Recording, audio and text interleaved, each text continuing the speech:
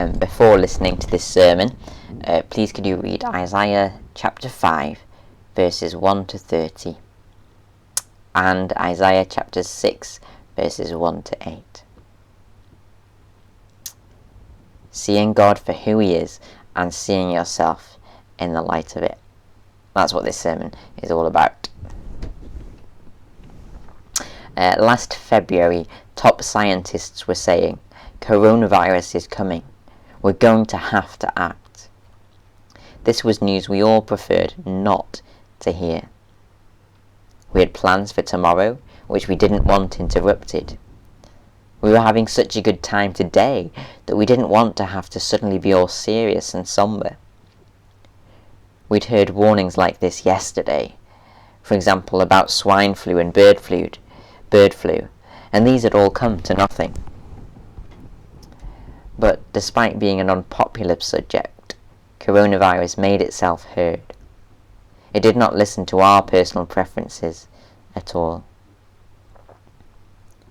Today's passage in Isaiah speaks to us about the subject of judgment. Let's be honest, this is not our favourite subject in the Bible. If we had a preference, we'd all rather be listening to a sermon about something else. You might even have your finger on the stop button now.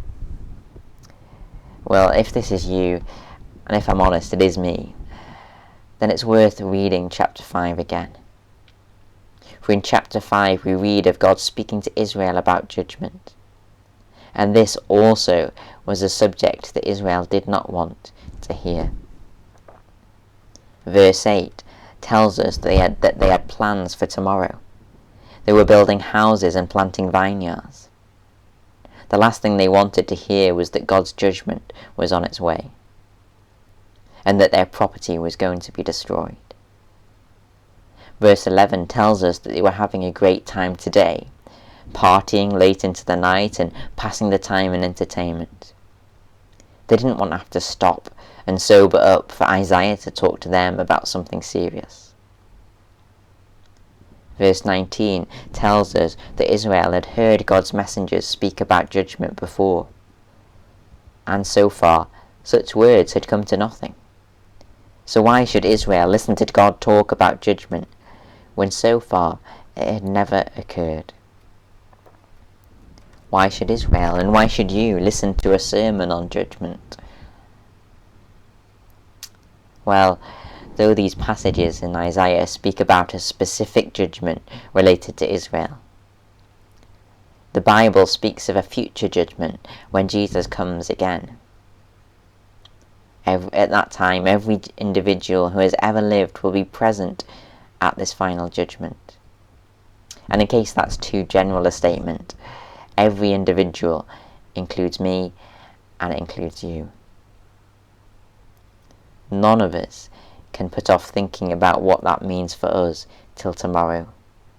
Nor can we simply put our fingers in our ears because we don't like the idea. So with this in mind, let's focus on chapter 6 verses 1 and 8.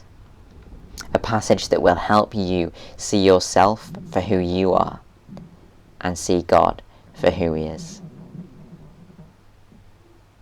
So focusing specifically on chapter 6 verses 1 to 8.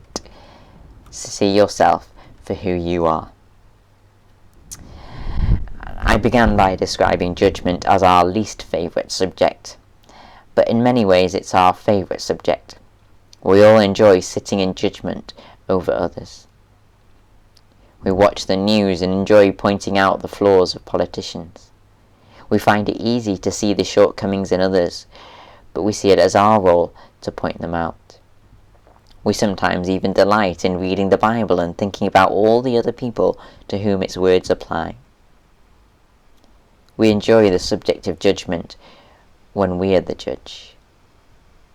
But verse 1 reminds us that we are not. Verse 1. In the year that King Uzziah died, I saw the Lord high and exalted, seated on a throne. Isaiah's neck hurts as he strains to look up at God's throne. This throne that is high and exalted above all of creation. But what exactly is God our judge like? Well, Isaiah says that he saw the Lord. But in what follows, there is very little description of what God actually looks like.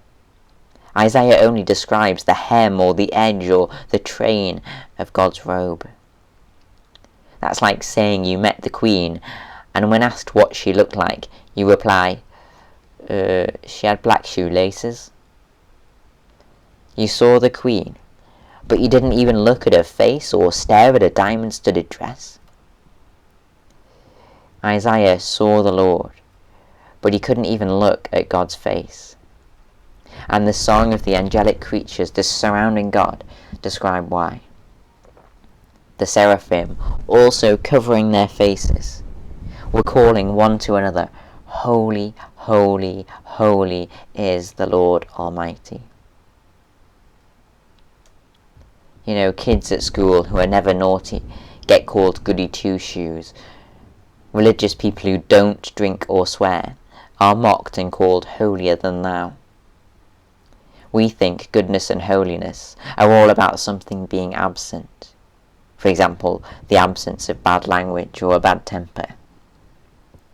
But holiness is just as much about something being present as well. In God, the seraphim see the presence of perfect faithfulness, always keeping his promises. They see perfect goodness. God makes no compromise with wrongs and always intensely wants the best.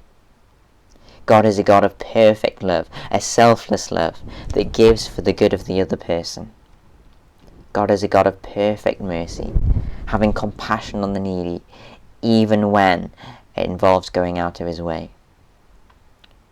God is a God of perfect wisdom, not only knowing what is best, but also following up on that knowledge as well. Knowing what is best and doing it. When you see God in this way, you cannot even begin to look him in the face. Why? Because what God is, you and I are not. Do you always keep your promises? Do you make no compromise with wrong? Do you intensely want the best for other people to the point of significant sacrifice? Do you have compassion on others when doing so comes with a cost? Do you act on what is right every time you know what is right? How do you come out when you compare yourself to him? I am not God, so I have no right to judge others. I am not like God, which means God has every right to judge me. But here we are back again at the controversial subject of judgment. A subject we oppose because we view a God who judges as being mean. But is it really mean of God to judge? Not when you listen to the next part of the seraphim's words. The seraphim were calling to one another, "Holy, holy is the Lord Almighty. The whole earth is full of his glory." Well, one thing I do know is that the whole earth is full of air. I know that because everywhere I go, there is air available for me to breathe in. Sometimes I breathe in that air in the form of sometimes I breathe out that air in the form of words I shouldn't say. Sometimes I breathe out that air in the form of statements about others I know could cause harm. What would happen if every time I did this, God appeared and said, "I really wish you wouldn't use my air to say that. Every bit of air I have comes from God and belongs to God. And yet the words I breathe out aren't always honouring to God or to others." The whole earth is full of God's air, and yet we use our air-fueled lives for our own purposes. The whole earth is full of God's creative wisdom, and yet we think we know better than him. The whole universe displays God's almighty power. Just look at the stars, look at the sun, and yet we think it a little thing for us to ignore God. You know, you wouldn't call it mean if somebody complained at their house being hijacked for a party. It's perfectly right to complain when someone drinks your wine, vomits in your vase, and goes to the bathroom in your kitchen. And in much the same way, it's not mean for God to react when we hijack his creation and use our God-given lives for ourselves. So how do you see yourself? Someone qualified to judge others? Remember that that position belongs to God. Do you see yourself as someone good, or not quite as bad as others? Look at God's goodness, and then compare yourself to him. Do you see yourself as somebody accountable to no one? Perhaps saying to yourself, no one has a right to interfere in my life or judge me. Remember, you've just breathed in God's air to speak those words. He has every right to comment on every word you and I breathe out. When we see God for who he is, we see ourselves for who we truly are. Joining Isaiah in the cry of verse 5. Woe to me, I cry, I am ruined. For I am a man of unclean lips, and I live among a people of unclean lips. For my eyes have seen the King, the Lord Almighty. So we need to see ourselves for who we are, and see God for who he is. The events that follow reveal God's nature to Isaiah even more. For in response to Isaiah's cry, one of the God's angelic creatures flies down towards Isaiah with metallic tongues from the altar. Then one of the seraphim flew to me with tongues from the altar. Now picture a bride at her wedding reception, holding a knife. She says to her husband, I've been waiting for this moment for the last 12 months. And that bride, in her wedding dress, with a smile on her face, plunges the knife into the cake. 25 years later, on their wedding anniversary, that same wife also faces her husband, holding a knife in the air. Again, she repeats the words with a slightly different tone of voice. I've been waiting for this moment for the last 25 years.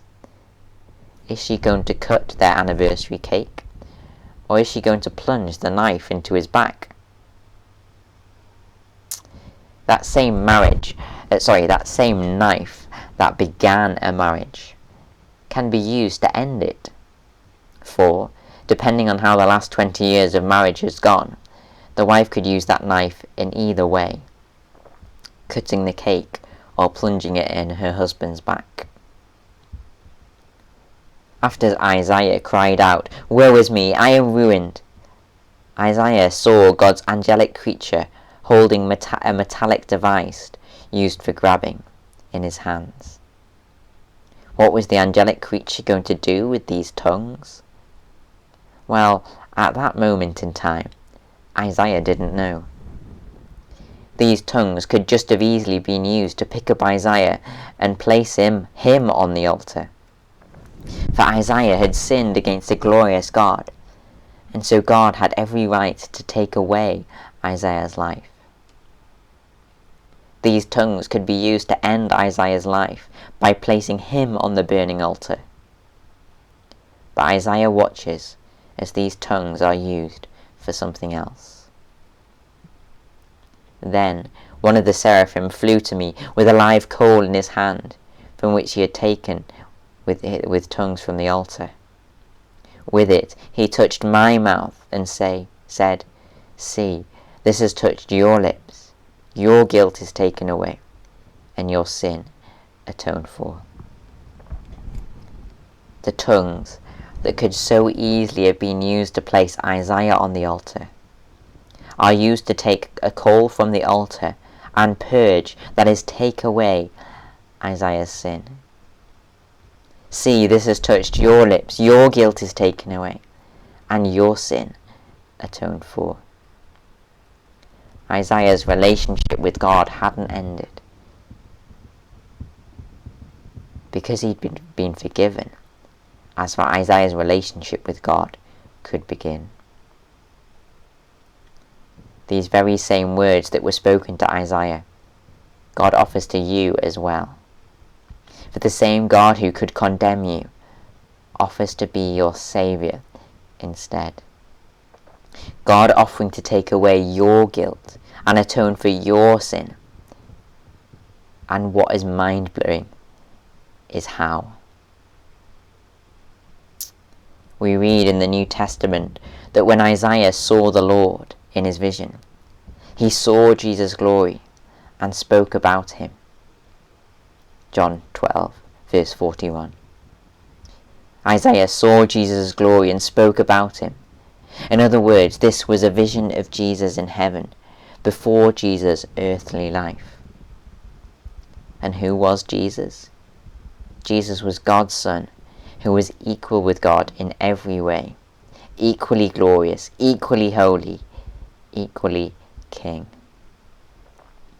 And yet, rather than placing Isaiah on the burning altar, Jesus stepped down from his high and exalted throne and placed himself on the altar.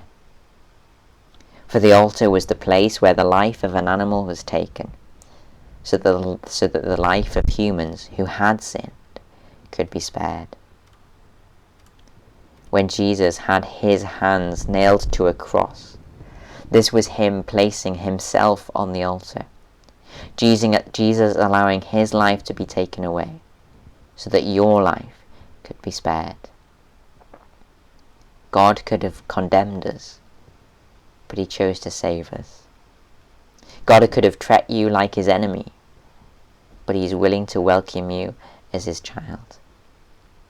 He could have taken away your life, but Jesus gave up his own life so that the gift of eternal life could be yours. If you've never responded to this offer, the time to do so is today.